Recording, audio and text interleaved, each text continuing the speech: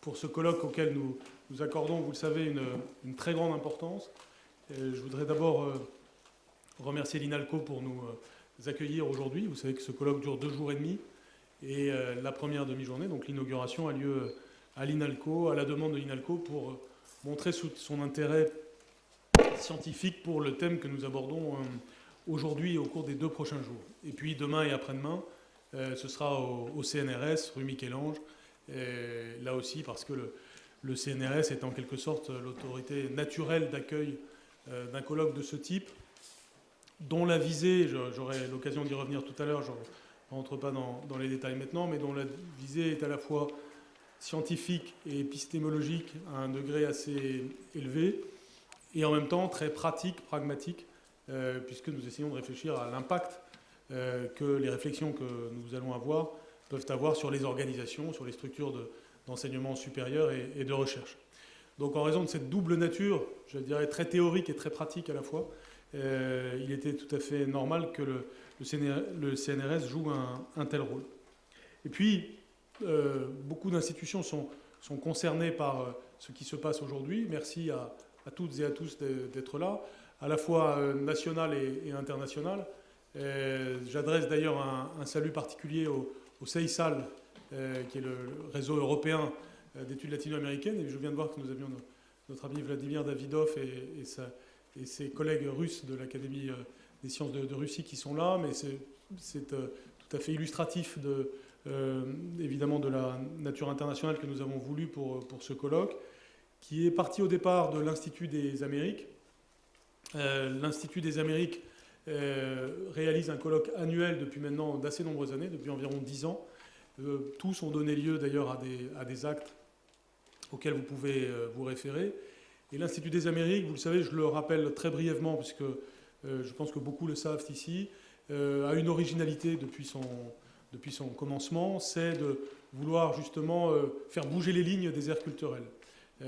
Au départ, il s'agit entre les latino-américanistes et les nord-américanistes, puisque c'est ainsi qu'on les appelle, de regarder dans quelle mesure ils peuvent travailler ensemble, dans quelle mesure ils ont des problématiques communes, non seulement à la frontière Mexique-États-Unis, mais de façon générale dans le contexte de la mondialisation, avec toute une série d'enjeux, comme par exemple l'immigration latino-américaine aux États-Unis, l'intégration économique, les nouvelles relations internationales avec les pays émergents, le déploiement de la côte pacifique, bref, toute une série de sujets qui, à un moment donné, ont fait qu'un nombre important de latino-américanistes et de nord-américanistes ont pensé qu'il y avait des problématiques communes à regarder, à la fois parce qu'ils avaient des problèmes concrets à aborder en tant qu'objet scientifique, mais aussi parce qu'ils sentaient que du point de vue même des grands concepts des sciences sociales, il y avait un intérêt ainsi à faire bouger les lignes.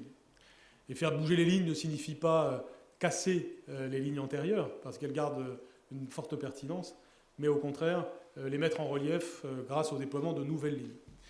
Et d'une certaine façon, il se passait là, à partir du continent américain, une réflexion qui était à relier avec toutes les réflexions qu'il y a sur la mondialisation. Parce que ce que nous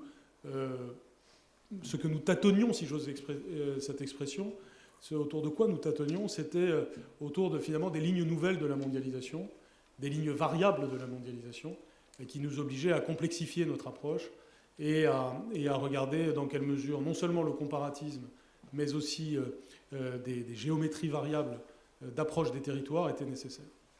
Le tout dans un contexte où les aires culturelles, de façon générale, sont questionnées dans le meilleur sens de ce terme, dans la mesure où il s'agit aujourd'hui d'avoir à la fois une approche très concrète des territoires et en même temps d'avoir une approche très, très globale du monde.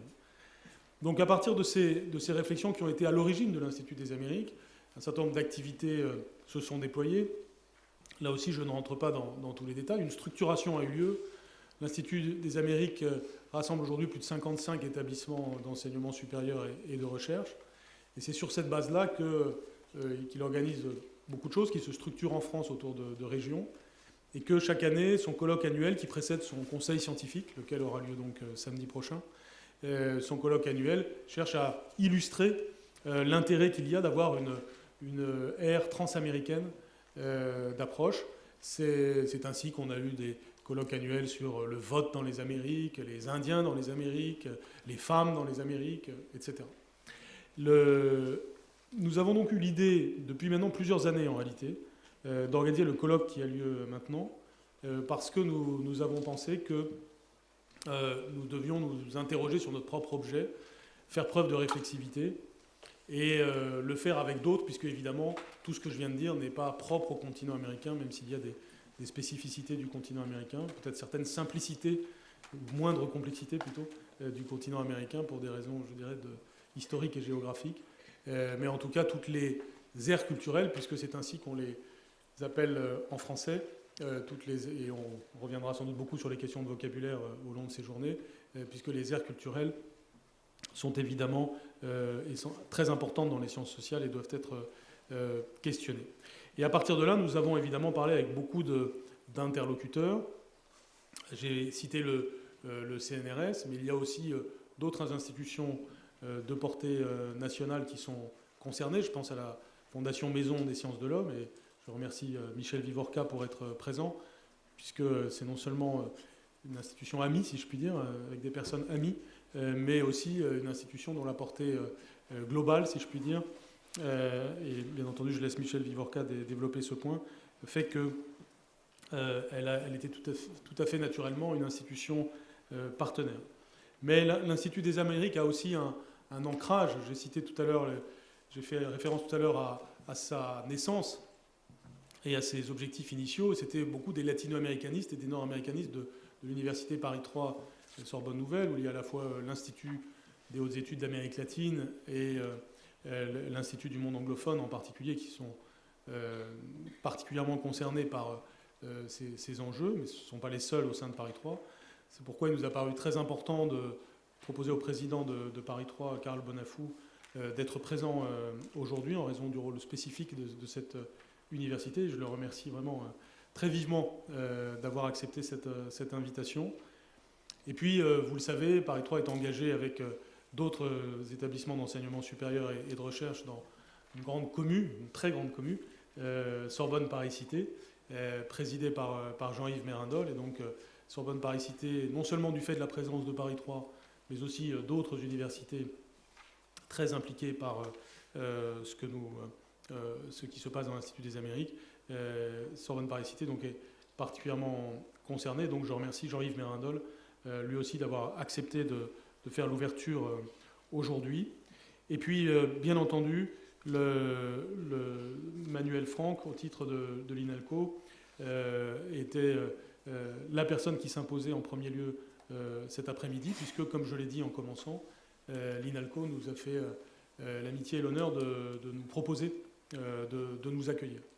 Donc avant de lui laisser la parole, puisque dans l'ordre c'est Manuel Franck, Jean-Yves Mérindol et Karl Bonafou qui vont s'adresser à nous, je voudrais simplement remercier tous ceux qui ont permis l'organisation concrète de ce colloque. Nous l'avons organisé au départ avec Jacques Potier, qui est vice-président de l'Institut des Amériques, ancien président de l'Association française d'études nord-américaines, spécialiste de littérature nord-américaine, et avec qui nous avons organisé ça en complicité, ainsi qu'avec Areski Cherfaoui, qui est présent aussi au deuxième rang, et dont je voudrais vraiment souligner le rôle important pour cette organisation, puisque d'abord, vous l'avez vu, si vous êtes participant, c'est lui qui était en première ligne, c'est lui qui a fait beaucoup pour que ce colloque existe réellement. Et puis il y a une originalité de ce colloque, je voudrais la souligner, puisque j'en ai souligné l'importance scientifique et institutionnelle jusque-là, mais c'est aussi que Areski Cherfaoui fait sa thèse sur ce colloque. Et au fond, ça n'est pas banal. Il nous arrive parfois d'organiser un séminaire autour d'un thésard, mais un colloque international autour d'un thésard, c'est plus rare.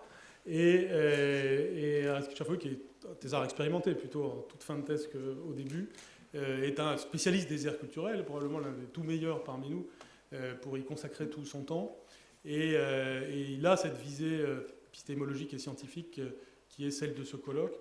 Et donc il nous a paru très, très pertinent, très intéressant d'être ainsi à la croisée d'un sujet de thèse et d'un objet scientifique qui concerne un très grand nombre de personnes dont on va entendre certains au long de ces 2 jours et demi. Donc je voulais vous dire ça pour commencer, renouveler tous mes remerciements aux institutions que j'ai citées, et sans plus attendre, je donne la parole à Manuel Franck. Donc, je suis très heureuse d'accueillir à l'INALCO la première session de ce colloque sur les aires culturelles qui va se dérouler donc sur 3 journées ou deux journées et demie. Finalement, c'est presque une vieille histoire, puisque l'an dernier, Aristide Cherfaoui était venu nous solliciter justement pour voir comment nous pouvions éventuellement contribuer à l'organisation d'un tel colloque. Nous n'avions pas donné suite à l'époque et nous étions évidemment très heureux cette année de voir revenir la thématique à un moment où nous étions plus disponibles en termes d'organisation. Donc nous sommes vraiment non seulement très honorés, très heureux et très honorés d'accueillir ce colloque sur les aires culturelles qui réunit un grand nombre d'institutions qui s'intéressent à cette question des aires culturelles. Et puis merci également Monsieur Banker de m'avoir confié les deuxièmes tout premiers mots de l'ouverture pour ce colloque, et donc de me confier la possibilité de dire quelques mots sur ces aires culturelles et surtout sur l'INALCO, puisque c'est à ce titre institutionnel que j'interviens en ouverture de ce colloque. Il me semble qu'accueillir un colloque sur les aires culturelles à l'INALCO dans ce bâtiment, particulièrement du pôle des langues et civilisations, c'est une action qui a un sens. Nous partageons ce bâtiment avec la BULAC, la Bibliothèque universitaire des langues et civilisations, et donc nous sommes un bâtiment, un pôle entièrement dédié à l'étude des langues et des civilisations. Alors nous abordons ici les aires culturelles par le biais de ces langues et de ces civilisations, et il faut comprendre le terme civilisation dans un sens large, incluant toutes les disciplines des sciences humaines et sociales. Il ne me revient pas à la position où je suis aujourd'hui d'affiner la définition de ce que sont les aires culturelles, ni d'en faire l'historique en France, que peut-être certains feront, ni à l'étranger, ni même d'argumenter sur l'intérêt que présente une telle approche. D'autres le feront et mèneront ces réflexions pendant les 3 journées de ce colloque. En revanche, je pense que ce n'est pas prendre trop de risques que de proposer une définition simple qui, je pense, enfin on verra, sera de toute façon consensuelle, de dire que les enseignements et les recherches sur les aires culturelles sont des enseignements et des recherches situées, je suis géographe, et qu'elles sont pluridisciplinaires et qu'elles constituent une expertise pluridisciplinaire sur une région donnée, notamment par la pratique de la langue qui permet l'accès à des sources primaires en langue locale et à la production scientifique en langue locale. Et ces 2 éléments sont très importants. Voilà, je m'arrêterai là en termes de propositions de fond sur ce que sont les aires culturelles. En tout cas, il semble important de pouvoir défendre cette approche sur les aires culturelles et par les aires culturelles dans le monde académique en tout cas, et puis parfois également auprès de décideurs. Cette approche doit être défendue parce qu'elle s'oppose parfois à des entrées d'analyse qui sont des entrées par discipline ou par thématique, notamment en SHS, en sciences humaines et sociales, puisque en SHS, les catégories d'analyse ont souvent été forgées dans des contextes occidentaux. Je plaide ici évidemment pour les aires culturelles non occidentales. J'anticipe des remarques de mes collègues. Les aires culturelles orientales, donc pour ce qui concerne l'INALCO, sont au cœur des missions de l'INALCO. Elles sont consubstantielles de l'INALCO, puisque leur étude, leur promotion et la promotion de cette approche constituent véritablement notre cœur de métier. Notre institut a été fondé à l'époque des Lumières pour aider à la politique et au commerce. Des 4 langues de départ, nous en sommes aujourd'hui à une centaine de langues et de civilisations. Nous sommes ainsi devenus un établissement supérieur, d'enseignement supérieur et de recherche qui est unique en France, mais probablement aussi dans le monde par le nombre de langues et de civilisations qu'il rassemble. Et nous enseignons et nous menons des recherches sur une centaine de langues et de civilisations du monde d'aujourd'hui. Nous n'assurons pas ou très peu d'enseignements sur les langues mortes, les langues anciennes, et peu sur les civilisations anciennes, si elles ne sont pas suivies jusqu'à aujourd'hui.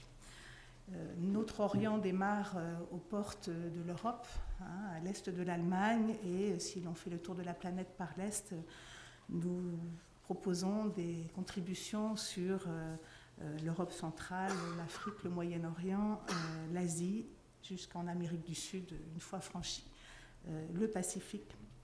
Et nous accueillons 8500 étudiants de la licence jusqu'au doctorat.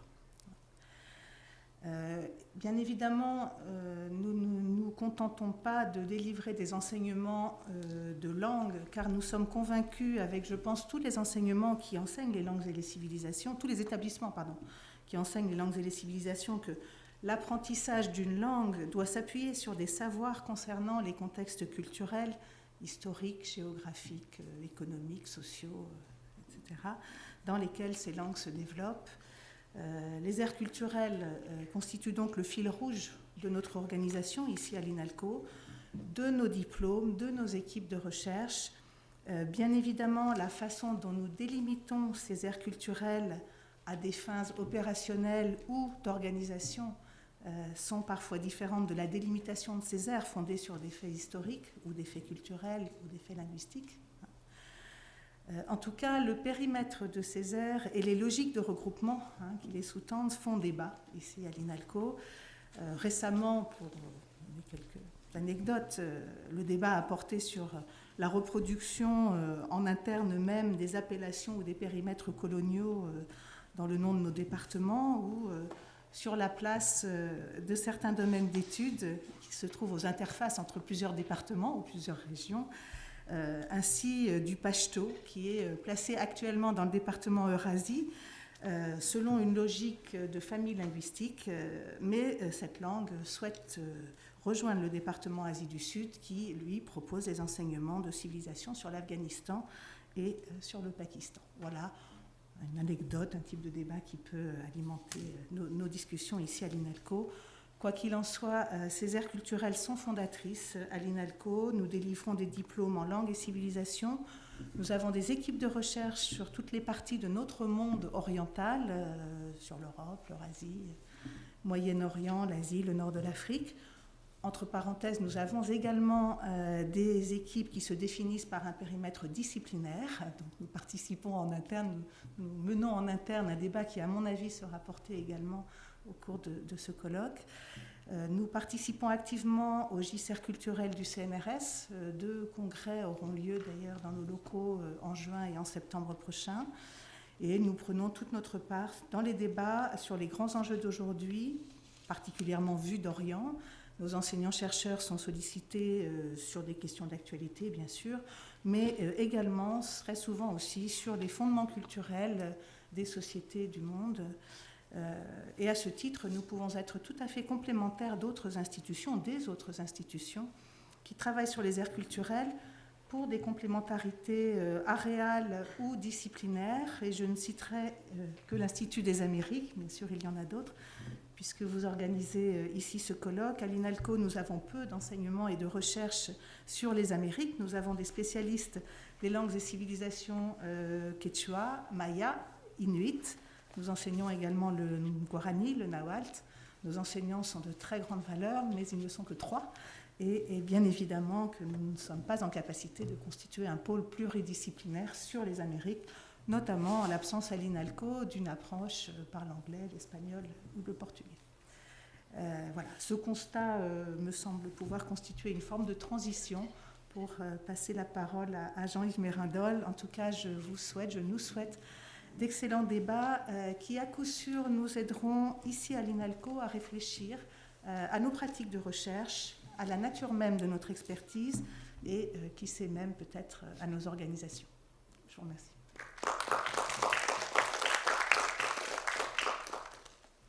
Merci. Je remercie évidemment Jean-Michel Blanquer de cette invitation et je remercie Manuel pour la présentation qu'elle vient de faire de l'INALCO. Il m'appartient maintenant de dire des choses sur l'Université Sorbonne Paris-Cité. L'Université Sorbonne Paris-Cité, d'abord je vais la présenter de façon très factuelle. On regroupe actuellement 8 établissements d'enseignement supérieur situés principalement en Île-de-France. Donc les 8, c'est dans l'ordre de numéro des universités Paris 3, Sorbonne Nouvelle. Carl Bonafumura va parler dans un instant. Paris 5, René Descartes, Paris 7, Diderot, et Paris 13, principalement au nord de Paris.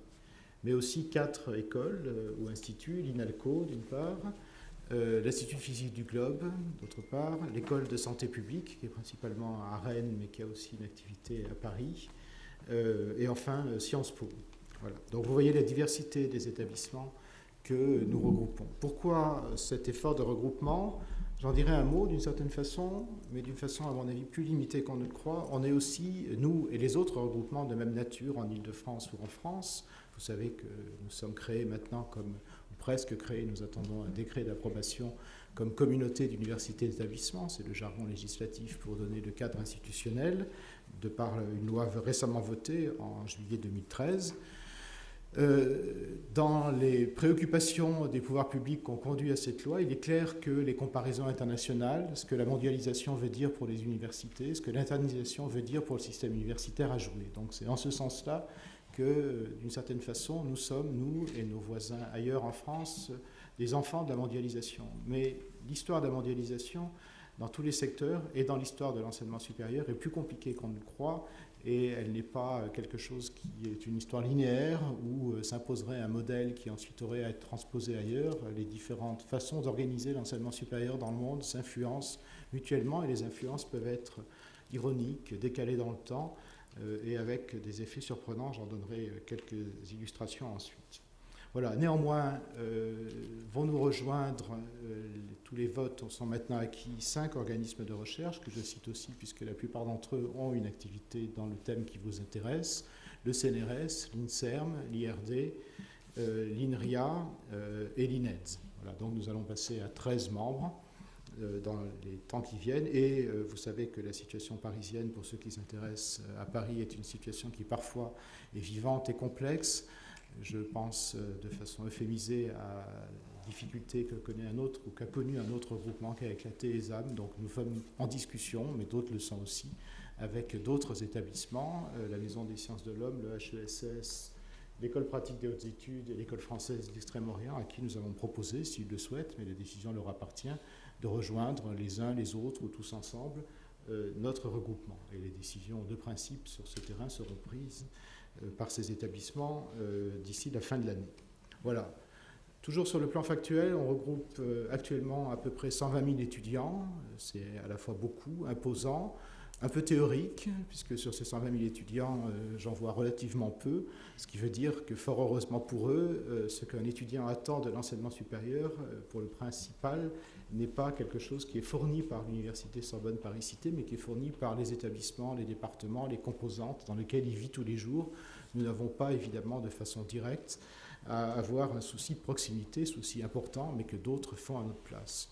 Ce qui veut dire que sur chacune des activités principales de l'enseignement supérieur en France ou dans le monde, nous devons à la fois être très ambitieux, et j'espère que nous le sommes, et en même temps très modestes, parce que nous sommes tout jeunes, tout récents, et qu'il n'est pas question de faire à la place des établissements qui existent et qui continuent à exister et que nous regroupons, des choses qu'ils font très bien. Donc ça nous oblige à être très sélectifs sur le type d'action que nous choisissons de mener. Si je regroupe ces actions suivant 3 grands thèmes, et je le fais parce que 2 d'entre eux au moins sont en rapport direct avec votre colloque, les actions peuvent être regroupées sur la question de l'attractivité, l'internationalisation, la mondialisation, la globalisation, vous employez les mots que vous voulez, à la fois attractivité pour les étudiants, pour les enseignants, pour être capable aussi d'avoir des projections. Je donnerai quelques exemples de nos activités à l'étranger d'une façon plus forte que ce que chaque établissement isolé peut faire. Voilà le premier thème, donc le thème international. Le deuxième thème, et c'est vraiment un thème central, c'est tout ce qui peut être la pluridisciplinarité. Certains des établissements que nous regroupons sont déjà pluridisciplinaires, d'autres le sont peu ou pas du tout. Et une partie de notre activité est d'établir des ponts, pas à l'intérieur des établissements, ça ils savent le faire, mais d'un établissement à l'autre pour mener des activités qui sont des activités croisant des disciplines, pas simplement, si je prends l'exemple des sciences humaines et sociales, même si c'est très important, au sein même des sciences humaines et sociales, mais aussi avec des sciences exactes, biologiques, naturelles, au-delà des sciences humaines et sociales. Je vais citer un seul exemple, parce que je le trouve très intéressant. Un des laboratoires d'excellence, vous connaissez ce jargon, en tout cas pour les Français, le LABEX, qui s'appelle Who I Am, qui suis-je, et va de gens qui sont dans la biologie génétique fondamentale jusqu'à la psychanalyse, en passant par la psychologie, et autour du thème de l'identité des personnes, vues sous des aspects qui sont extrêmement différents, extrêmement complémentaires et extrêmement difficiles à articuler. Donc c'est cette difficulté qui a attiré ces chercheurs pour faire ce travail de pluridisciplinarité que je pense être un travail original pour lequel notre existence présente un intérêt. Et puis le dernier thème, c'est l'innovation pédagogique, et en particulier dans l'innovation pédagogique, tous les changements que maintenant tout le monde s'en rend compte, les dispositifs numériques, pas en tant que tels et seuls, mais couplés avec des dispositifs plus classiques pédagogiques, peuvent apporter dans la formation pédagogique, dans l'acte pédagogique vers les étudiants. Voilà, vous voyez que deux de ces thèmes, au moins l'internationalisation et la pluridisciplinarité, sont des thèmes qui vous importent et qui sont au cœur de vos activités. Ça nous a conduit dans les orientations qu'on se donne pour les années qui viennent et dans le cadre même écrit d'un document formel qui est le contrat que nous avons passé tout récemment en juillet avec l'État pour la période 2014-2018, à définir des enjeux sociétaux sur lesquels il nous semble qu'avec les compétences que les chercheurs, enseignants-chercheurs rassemblés au sein de Sorbonne Paris-Cité, parfois au-delà, bien entendu, on ne s'interdit pas, Dieu soit loué, des collaborations avec d'autres établissements et d'autres laboratoires, que ces chercheurs, sur leurs compétences de formation ou de recherche, peuvent contribuer à éclairer, à faire avancer des débats sociétaux et eux-mêmes à être influencés par ces questions sociétales. Et nous avons défini 4 thèmes sociétaux. Je vais vous en donner la liste. Le premier, dans l'ordre, peu importe, progrès, environnement et société humaine. Le deuxième, les enjeux publics de la santé. Un troisième, sur la science des données, qu'on appelle en général Big Data. Et un quatrième, sur la diversité des cultures et des sociétés du monde. Je reviendrai évidemment sur la diversité des cultures et des sociétés du monde, parce que là, on trouve très explicitement tout ce qui concerne les aires culturelles. Mais je veux insister sur le fait que les autres thèmes, notamment les 2 premiers, progrès, environnement et société humaine, ou bien le thème des enjeux publics de la santé, ne peuvent pas se traiter sans avoir une approche liée à la diversité des cultures et la diversité des civilisations et la diversité de la façon dont ces thèmes sont abordés, ces sujets sont abordés dans les différents pays. L'exemple, qui est un renouvellement d'exemples qu'on connaît très bien en santé publique, la crise Ebola, qu'on connaît actuellement, est une crise où il est évident que les questions culturelles, les questions d'organisation sociale, d'organisation des systèmes de santé dans les différents pays où cette crise apparaît sont des questions majeures, et de ne pas les avoir saisies d'une façon extrêmement fine dès le début a contribué à une complication de ces crises et à ne pas savoir immédiatement par les grands organismes internationaux ou autres, savoir la traiter avec assez de profondeur. On peut espérer qu'actuellement les choses se règlent un peu mieux, mais on voit bien que sur un sujet qui a priori est un sujet de santé, qui a une composante vraiment directement biologique, comment on travaille pour lutter contre un virus, les aspects culturels sont des aspects considérables et que les médecins eux-mêmes, à tous les niveaux, doivent savoir approcher. Voilà. Donc le thème des enjeux publics de la santé, nous ne le voyons pas comme un thème seulement français, nous le voyons comme un thème aussi qui nécessite une approche internationale, d'où l'importance des questions d'aire culturelle. Mais évidemment, le thème qui est le plus en prise avec ce que vous faites, c'était le dernier que j'ai cité, la diversité des cultures et des sociétés du monde. Là aussi, on cherche à avoir des approches interdisciplinaires. Je dis on cherche, ou on va chercher, parce qu'en l'occurrence, on est dans une phase de construction. On démarre vraiment la façon dont on va organiser ce travail, qu'est-ce qu'on va demander, quelles sont l'organisation. C'est quelque chose qu'on commence maintenant, donc je n'ai pas de résultats à donner. Simplement, les pistes qu'on a privilégiées sont des pistes qui à la fois vous concernent, mais toujours avec cette ouverture vers d'autres disciplines. J'ai déjà évoqué la santé, l'environnement évidemment, l'histoire, la philosophie des sciences, et puis tous les spécialistes ici des Amériques, mais bien entendu, la diversité des cultures et des sociétés du monde ne se réduit pas aux Amériques. Je termine sur 2 points. Le premier point sur l'internationalisation.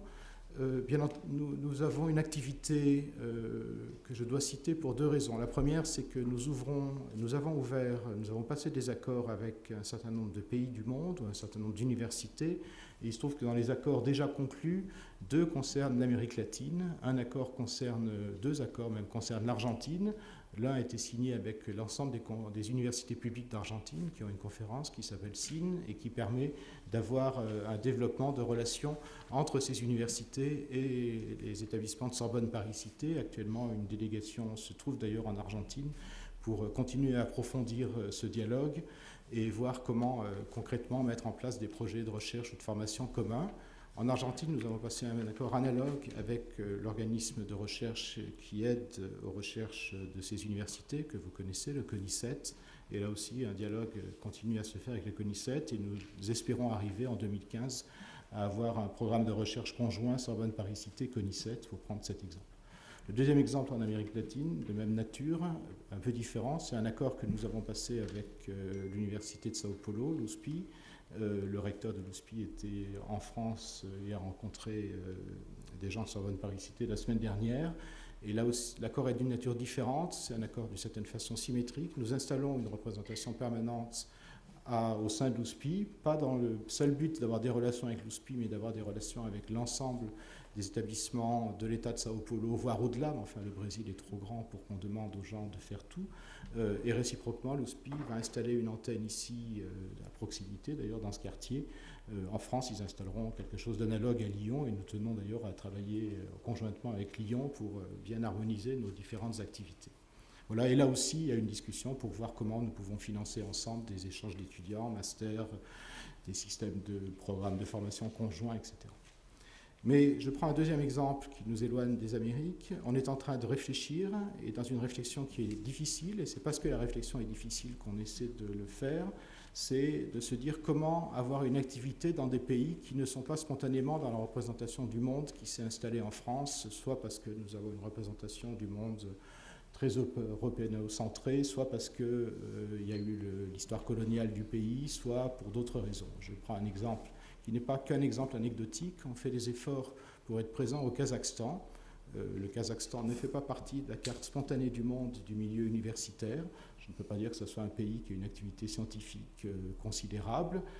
Les relations que la France ou les établissements français avec l'ancienne URSS étaient des relations très largement centrées sur Moscou et Saint-Pétersbourg, et les zones de ce type-là disparaissaient. Néanmoins, ce n'est pas très difficile de comprendre que ce pays peut jouer, ça dépend de la stabilité, des évolutions sociales, culturelles, économiques, de beaucoup de choses, mais peut jouer un rôle très important dans les 20, 50 ans ou 100 ans qui viennent. Et c'est important aussi d'être là-dessus sur une action volontariste. Et il nous semble que ça vaut la peine de tenter quelque chose dans une projection de très long terme. C'est du volontarisme, on n'a pas eu une pression de nos enseignants pour aller au Kazakhstan, mais c'est un volontarisme qui se révèle plus facile que ce que je ne craignais. Dès qu'on dit on veut faire quelque chose au Kazakhstan, on trouve qu'il y a plusieurs dizaines de personnes, pas simplement à l'INALCO, bien entendu à l'INALCO, mais aussi à Paris Diderot, mais aussi ailleurs, qui ont déjà des rapports avec le Kazakhstan et qui ne demandent qu'à s'investir dans un projet de ce type. Même exemple, je ne vais pas développer, et l'histoire est différente avec l'Afrique, où on aimerait avoir une action de long terme avec l'Afrique, pas nécessairement en s'y installant. La façon dont cette action peut se mener mérite beaucoup de réflexion. On est engagé au début de ces réflexions. Voilà, je termine de façon brève en expliquant qu'on peut penser que l'organisation universitaire dans le monde entier est une création qui vient en droite ligne des universités médiévales, donc de l'Europe. En première approche, c'est très certainement largement vrai.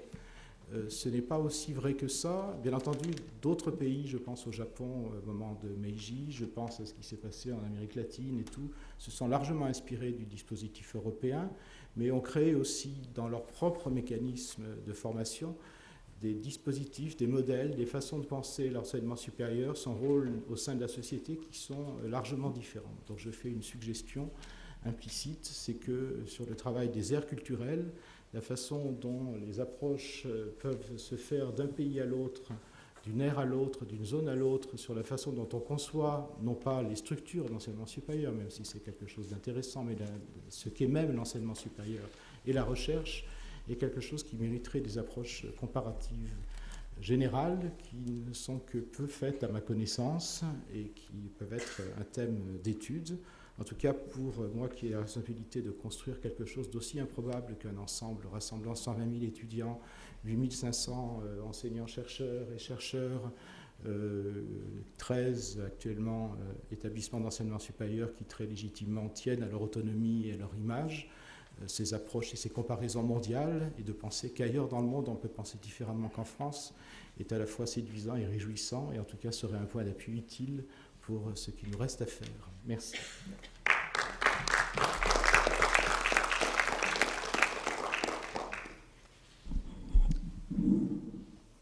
merci tout d'abord à Manuel Franck d'accueillir ce colloque et merci à Jean-Michel Blanquer de l'invitation à dire quelques mots à l'inauguration de ces 3 journées.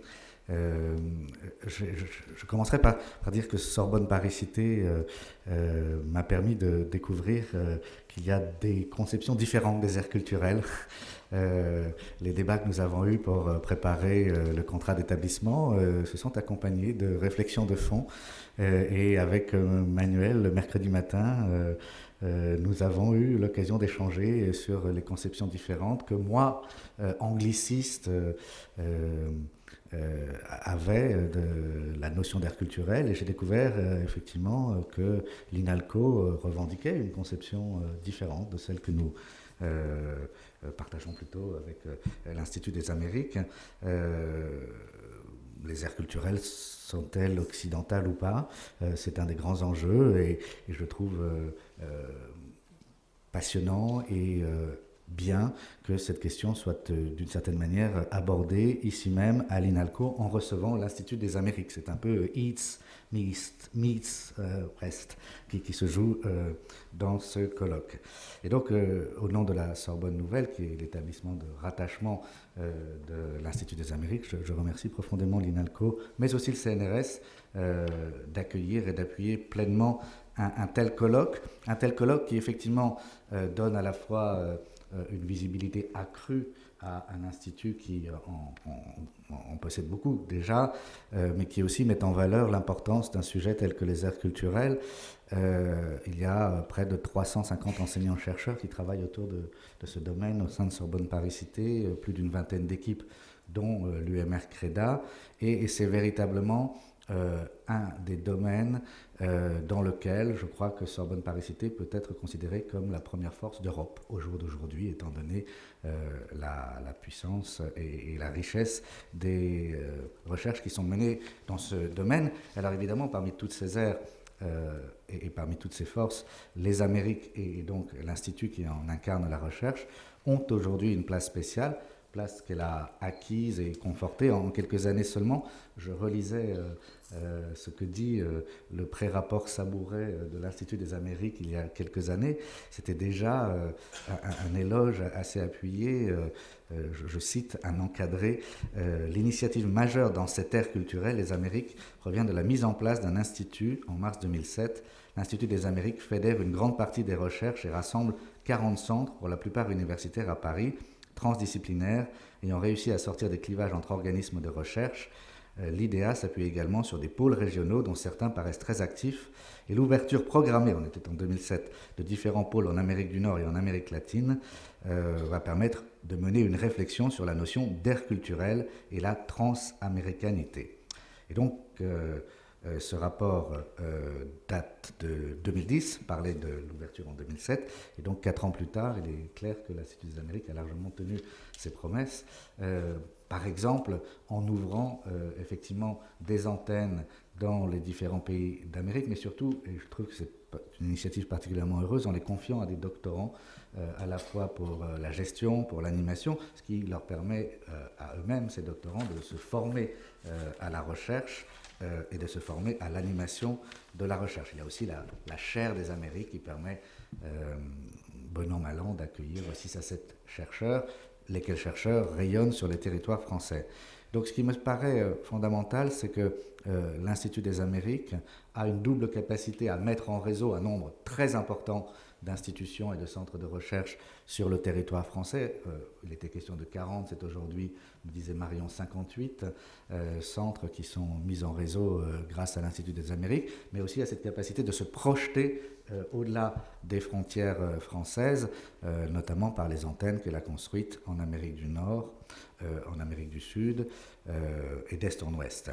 Et par cette sorte de dialectique, l'Amérique et les Amériques et l'Institut des Amériques a donc vocation, me semble-t-il, à jouer un rôle fondamental dans la redéfinition des aires culturelles dans les politiques européennes. C'est une question qui est devenue quand même centrale dans différents pays d'Europe. Je ne crois pas qu'il y ait malheureusement au jour d'aujourd'hui d'initiatives majeures à un niveau gouvernemental, tel qu'il y en a eu par exemple en Allemagne il y a quelques années, où en 2006, un rapport du Conseil de la science et des humanités faisait du renforcement et de la promotion des aires culturelles l'une des 6 priorités de son plan d'action pour les années à venir, faisant par là le constat que l'Europe, et on n'était pas encore dans la crise que l'on connaît aujourd'hui, mais que l'Europe est une entité fragile, mais que cette entité fragile, dès lors qu'elle entre en crise, ne connaît pas simplement une crise de représentation politique ou une crise économique, mais aussi plus profondément une crise culturelle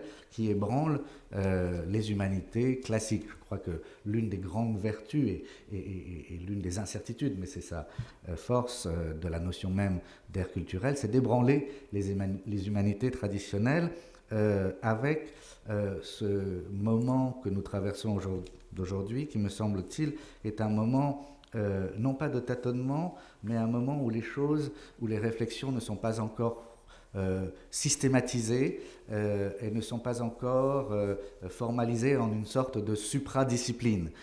Supradiscipline qui serait également, qui traverserait les nations. Je crois que les aires culturelles, et c'est en cela que ce colloque me paraît passionnant, sont une notion qui hésite encore à se cristalliser sous telle ou telle forme.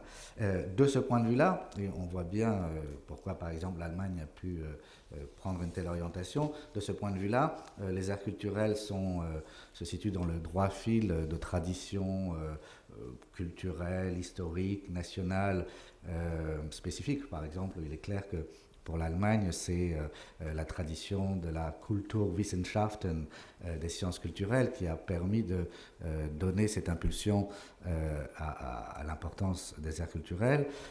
Mais en même temps, les aires culturelles ou les Kulturwissenschaften ne sont pas un paradigme surplombant. C'est plutôt une forme intégrative de la recherche et de la pensée, et notamment de tout ce qui constitue la ou les cultures d'une ère. Et je voudrais plaider, puisque Manuel se permettait de plaider aussi au début de son intervention, je voudrais plaider pour ne pas négliger le second terme de la formulation, cela paraît évident, culturel, parce que justement, dans ère culturelle, l'adjectif permet, à travers des approches comparatistes, d'englober des disciplines qui ne sont pas simplement les disciplines traditionnelles des SHS.